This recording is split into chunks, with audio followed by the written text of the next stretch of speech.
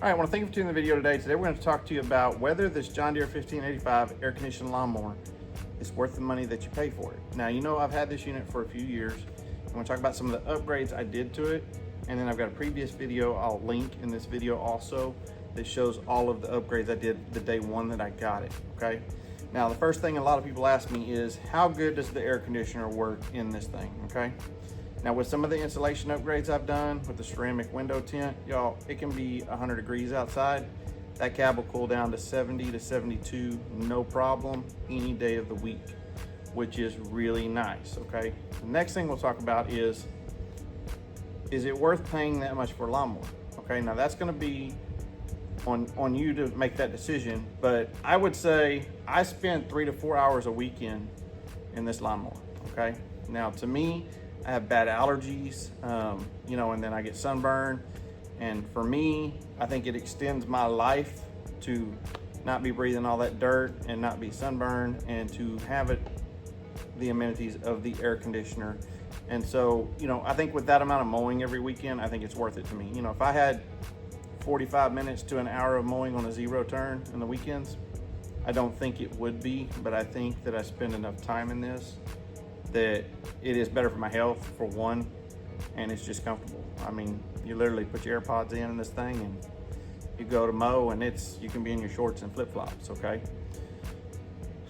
It is a pricey lawnmower. I do have the 72-inch cut, and I'll give you some of the details on, do not buy the rear discharge, okay? If you're looking at these lawnmowers and you're considering it, and the good thing about these mowers is the deck is an attachment, so you can change that. So if you have a rear discharge, you can get a side discharge.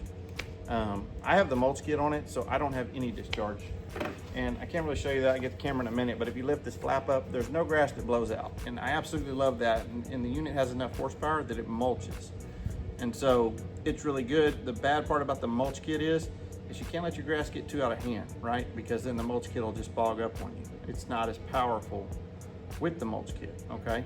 But I don't have to worry about flower beds. I don't have to worry about blowing grass into, you know, up against the house or on the porches.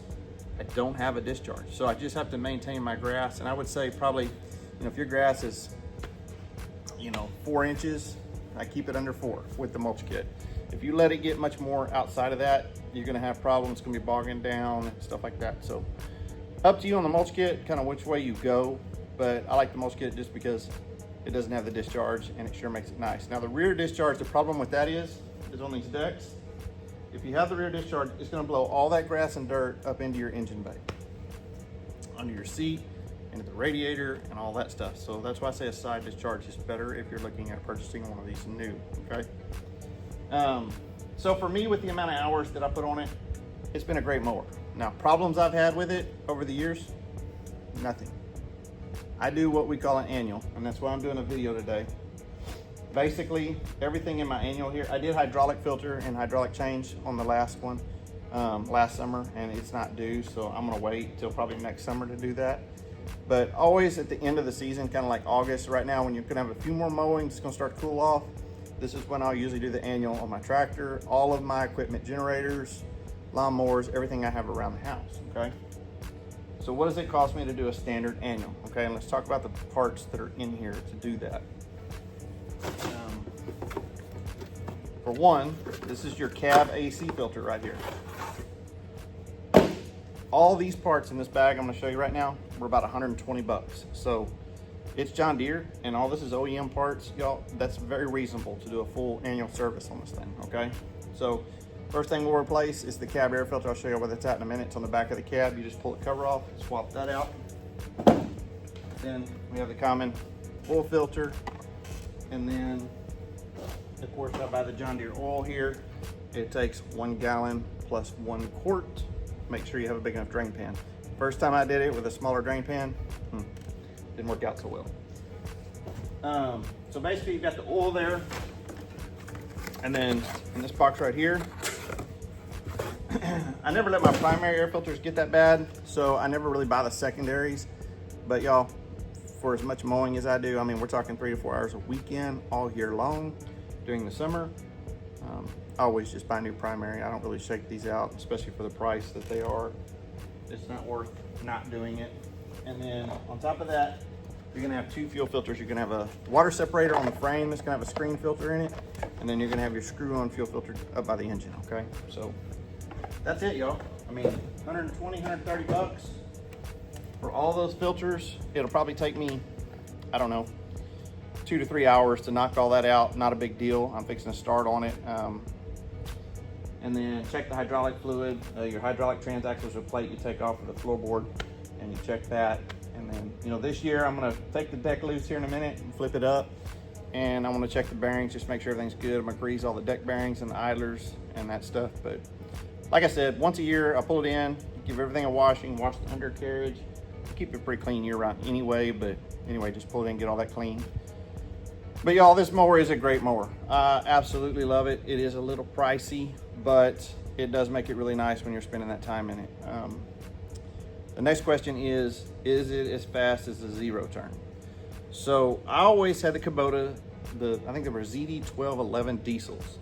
I love those. I've had them for probably 10 years. I've had 3 versions of them.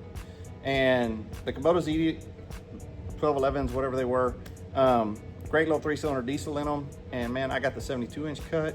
You can go to town and you could really make some time on that. So going back to a lawnmower with the steering wheel, I was like, is this gonna take more time to mow with the steering wheel mower than it does with the riding lawnmower? Now, we know a traditional steering wheel mower, yeah, of course, that's gonna take twice as the time as a zero turn or something like this, okay? Some of the pros to the deck in the front is, you know, when you're in your zero turn and you're trying to get under those limbs, you're literally having to run those limbs right up here on you. You know, having this deck, and we live on the lake, makes it nice because I can just run down the water line and just put that nose under the water line, and then having that deck to be able to run up under the tree limbs and then go back around and get on the back side of the tree limbs. You know, where on your zero turn, the only thing you have is that little bit of wing of the deck, usually on the, you know, your driver's side, that you can kind of sweep under things and then come back and sweep under things again. So really, if I'm telling you to be honest, time-wise, this mower right here takes about the same amount of time as the zero turn. I can cut the same amount of grass that I could with my 1211 that I can with this, and it will almost do a full pivot around the tree because of the rear steering. So the rear steering is where the money's at on this thing. So if I have it, a tree on that driver's side of the deck, it literally will cut and go almost all the way around that tree. Every once in a while I have to back up just a little bit, but it is hydrostat, y'all, so it's very simple. Just forward and backwards pedals. So, but you know, like I said, great mower. Let me grab this camera real quick, just kind of show you around the inside of it, show you what it looks like. I have the doors ratchet strapped open right now because I just cleaned the inside. I'm letting it air out. You know, I clean the seat cushions, clean the floor, wipe the mats down. And so just make sure everything dries. I don't want to get moldy or musty in there. And then also fix and do all the fluids. So I've had it in here for 2 or 3 days, just drying out. So let me grab this phone, walk around, show you a little bit of the inside of it. Okay, y'all, so this is a 7-iron Pro Deck. Like I said, I've had this mower 4 or 5 years. You can see it still looks pretty much like brand new. And then the inside of the cab is real roomy when you're sitting in it. You know, some of the benefit is here is you've got an air ride seat. You've got your fuel gauge right here with your fuel tank. Your controls, your display, all that's got hydraulic controls over there. And this is an all-wheel drive unit. So that gives you the option to be in, right here, let me show you this. You can be in a full-time, like all-wheel drive, or like an auto 4-wheel drive, or just a 2-wheel drive. You keep it in the auto, it does really good. You know, if you put it in the all-time 4-wheel drive, it'll leave some ruts when you turn. But that's basically it up there. On the air conditioner up top, you can see you've got your controls there. You've got these here, and then there's a small filter here that you pop these little screws out, and you can clean this little filter on the backside. And then your hydraulic fluid, I have the plate removed right here because I was washing everything out, but that's where you check your hydraulic fluid and your feel for the transmission. But just walking around it, also you can get, like, I think it has a sweeper and like a blade option, snow plow, and you've got some additional hydraulic ports there. And then on this side here too, you can see you got your windshield wipers, your lights, And it's got set lights down there in the front by the steering wheel. But y'all, it's like I said, really clean, pretty easy to work on. I can't open the hood right now because I do have these ratchet straps holding the doors. But also, the way John Deere makes this, it's really nice. These coolers actually have quick disconnects, so you can fold them back and clean each one out individually to get the dust out. And then this is your diesel fuel right here. And that AC for the cab, that one I just showed y'all, it's just 2 wing nuts right here. And you drop that filter out. And then I will open the seat up and show you. Now you can access the back of the engine from under the hood when you can open it. But let me pop the seat up just to kind of show y'all what it looks like under the seat. Okay, y'all, so I'm gonna try to do this one-handed. We're under the seat here, inside the cab. Okay, get that off. I need to clean that out. But as you can see, it was definitely time on the air filter. So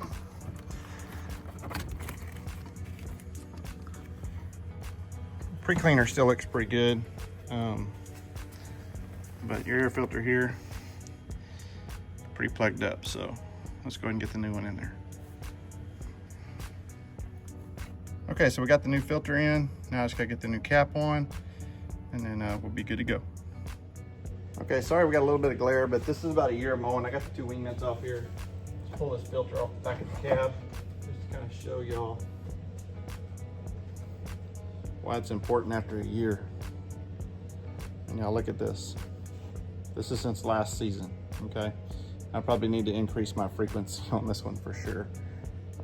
It was just a dry year this year. It was really dusty, but. And then what I've got to do up there is you can see the coils. I'm gonna go ahead and get a vacuum cleaner. I'm gonna get that. We're gonna clean those coils out the best we can, but it's great that John Deere makes all of this accessible. That's one thing. It's so easy to service this machine, and to be able to get to your coil right here and clean it, I mean, it's great. So I'm gonna get that cleaned out, and then we'll get back to the video. Okay, so you can see I got everything cleaned up there. I got the coils cleaned out, vacuumed that, wiped everything down. And you see we got our brand new filter here, got our housing cleaned up. I mean, y'all, this is a 5-minute job. Put that back in there. And then one thing I wanted to show you is notice that this isn't all the way open, okay? And how good they seal this off so that you don't get all this dirt up in your evaporator. Even as dirty as that filter was, y'all, hardly any got by because they had half of this closed off. And then when you're going up, you see the inlet here. See, that is completely sealed off in this housing. If you look, there's no daylight coming in around that filter. And then it's pulling from the bottom half down here, okay?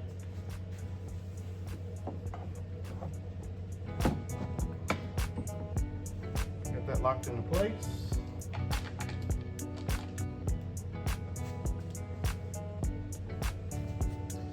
And that's literally it. The cab AC filter is done. So I just wanted to show you a few things, just kind of how easy it is to work on this thing. It's not that bad. They've actually designed it pretty well. Like I said, I'll link the video right here that will show you all of the upgrades I did when I purchased it, kind of adding some extra insulation, stuff like that. But y'all, this thing has been a really nice piece of equipment. Like I said, about 4 years of 0 issues. Runs great, drives great. Anyway, so I'm gonna get the rest of this maintenance done. Video helped you any? Please hit that like and subscribe, and I will catch you on the next video.